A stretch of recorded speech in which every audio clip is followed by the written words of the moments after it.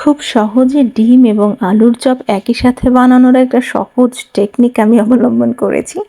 তাই এখানে কিছুটা আলু বেশ ৫-৬টার মতো আলু সিদ্ধ করে নিয়ে ম্যাশ করে দেন এটা একটু সাইড করে রেখে একটা কড়াইয়ে তেল গরম হয়ে এলে দিয়ে দিচ্ছি কিছু শুকনো মরিচ। ৭-৮টার মতো শুকনো মরিচ নিয়ে নিয়েছি, যেহেতু পরিমাণে একটু বেশি করবো আজ। শুকনো মরিচগুলো ভেজে তুলে নিচ্ছি একটা প্লেটে। রান্নার এ পর্যায়ে এসে কড়াইয়ে দিয়ে দিচ্ছি আমি কিছুটা পেঁয়াজ ভেজে নেব। আর সাইড বাই সাইড এখানে বেসন গুলিয়ে সাথে মরিচের গুঁড়ো, হলুদের গুঁড়ো, আদা রসুন বাটা আর সামান্য লবণ এবং একটু পরিমাণে 1/2 চা চামচেরও কম একটু বেকিং পাউডার নিয়ে নিয়েছি।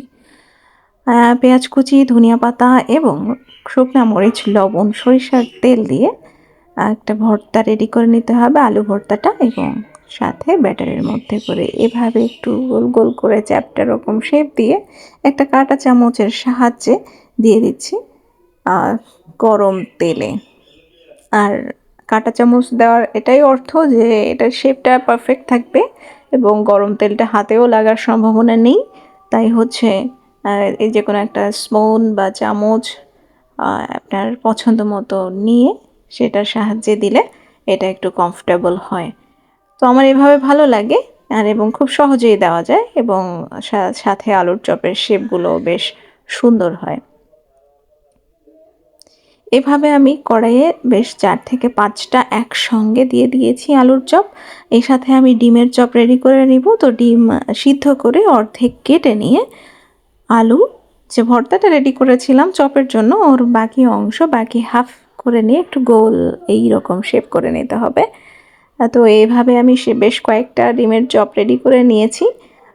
৫-৬টার মতো হবে, ৪-৫টা। তো এটা হয়ে গিয়েছে, ভাজা হয়ে গিয়েছে। উল্টে পাল্টে একটু দিতে হবে মাঝে মাঝে। দুই পাশই সমানভাবে ভেজে ব্রাউন কালার হয়ে এলে দেন আমি এটা নামিয়ে রাখবো।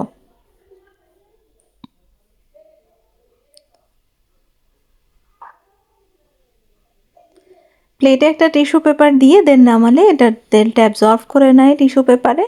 এবার আমি ডিমের চপ যে রেডি করে রেখেছিলাম এগুলো আমি ওই যে আলুর চপের ব্যাটারটা ওই সেম ব্যাটারের মধ্যে দিয়ে ঠিক একইভাবে কাঁটা চামচের সাহায্যে এটা আমি নামিয়ে দিচ্ছি একটার পর একটা। এভাবে আমি সবগুলো দিয়ে দিয়েছি ডিমের চপ, আর একটু উল্টে পাল্টে দিয়েছি যাতে করে দুই পাশেই কালারটা সমান হয় এবং দেখতেও বেশ সুন্দর লাগবে।